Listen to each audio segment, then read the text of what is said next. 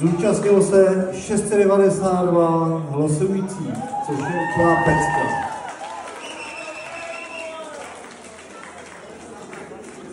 S tím, že vyhlášení budou vždycky první 3 z každé kategorie. Já bych poprosil, aby toho, koho vyhlásil, přišel na pódium, aby všichni jste viděli, o koho se vůbec jedná.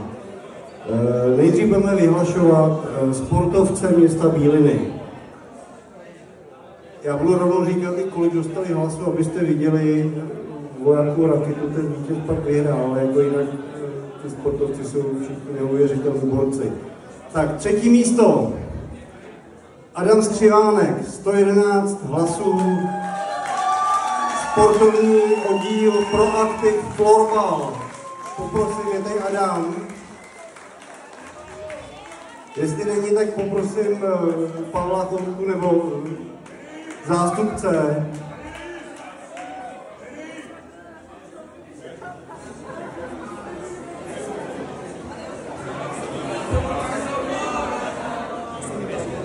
Takže gratulace vyříkal Adamu. 2. místo.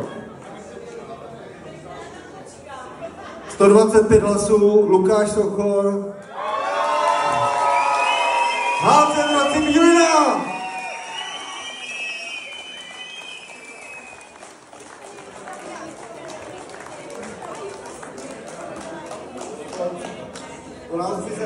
Vy jste měl počkat, aby si pogratuloval vítězi.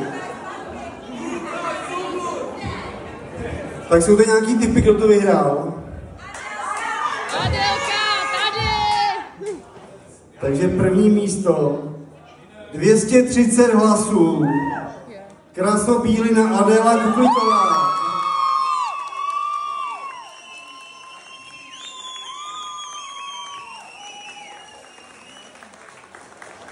Přichází s trenérem, dobře.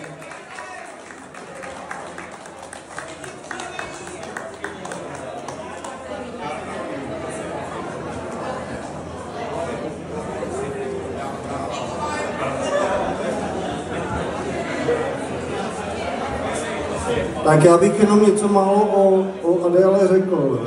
Adéla začala s krasobruslení poměrně pozdě, začala v roce 2021.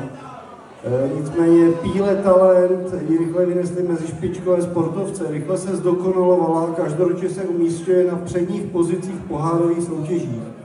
Adélka inspirací pro mnohé ukazuje, že z vytrvalosti a vášně lze dosáhnout výjimečných výsledků.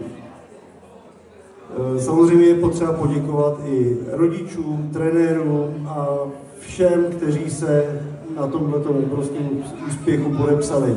Takže poprosím o velikánský potlesk pro vítězku sportovec roku města Bíliny Adéla Kuklíková.